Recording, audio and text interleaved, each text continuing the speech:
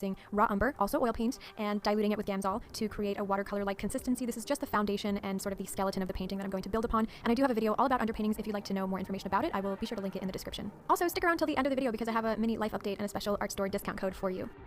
So here I'm mixing some of the major color groups I'm seeing in my reference for the skin tones, the armor, the tiara, basically all the major color groups. It's kind of difficult to mix every single color you will need, which is why I include the paints that's straight out of the tubes above my mixed colors. That way I can alter them and tweak them as I need them, and that way I have so many more colors to work with. And here they are on my palette after I finished mixing them. I just love how inviting and crisp they all look. It just makes me want to get started on the painting right away. But don't worry, it's going to turn into complete chaos after I get into this painting. And so right now I'm just laying down all the colors as I see them, and I'm not focusing on detail right away. I usually never do. I always save the details for last. So at this point, I'm creating the first color layer and just trying to get as much of the figure covered as I can. That way I can build on it further with the next layers to come after the first layer dries. My first color layers never look perfect. They're always a little bit wonky, features might be a little bit off, and that's totally okay. I'm going to correct that further into the painting. I try not to focus too much on the details at the very beginning. And that's just how I like to paint. That's not the only or best way to approach a painting. There's so many different ways you can go about it. Some people like to detail everything right from the beginning and just get all that done chunk by chunk at the start of a painting, whereas I leave it all for last. There's so many different ways to approach a painting, so don't assume that I'm trying to say this is the best way, because it's not. It's just what works best for me, and something completely different could work best for you.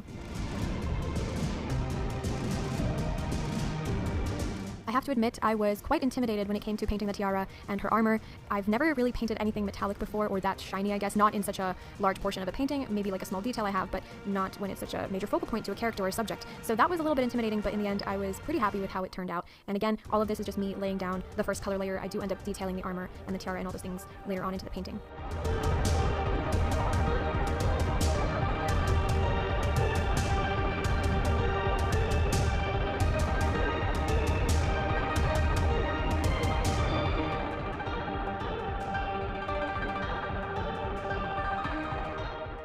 What you can't tell in the painting time lapse is that I've already had multiple sittings with this painting, so this is not me just sitting down one time and painting all of this. I've left the painting multiple times, probably like 5 or 6 times, let different areas dry, came back to them, and just built on it very gradually. And again, this is just how I prefer to paint. I like to switch my attention around and work on other pieces in between and work on different sections of the painting, so there's really no exact formula that I follow when it comes to each portrait. I just paint very intuitively and do it based on what my brain is interested in at the time. So as you can see, I've been polishing up the details on the subject, trying to get the armor shinier, the face proportions looking more accurate, adding some highlights and gradients and doing some glazing, and now I'm working on the background. I decided to leave the background to be more abstract and painty, so lots of thick brush strokes, really no detail there. I just wanted to get a little crazy with it, as I've been doing with some of my recent paintings, because I've just spent so much time focusing on really detailed oil paintings, and they take forever, so it's really fun to just be a little bit looser with the brush strokes and combine abstraction with realism. And I decided to go with the red and blue colors that are so traditional for Wonder Woman, as well as the colors that are on her armor. So I just, had the red at the top and kind of fading into the blues at the bottom, and then just sort of intertwining and meshing in a way. At this point in the painting, all there was really left to do once the background was complete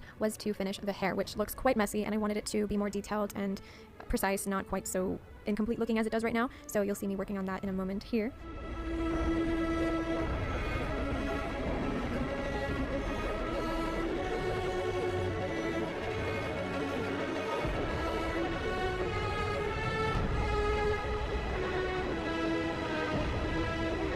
Originally, I had this painting in a grayish blue frame because that was all I could find near me in that specific size. However, I didn't think it was a good match, so I painted it gold, and I think it made such a big difference and looks so much better than before. So here is the finished painting in the hand-painted gold frame.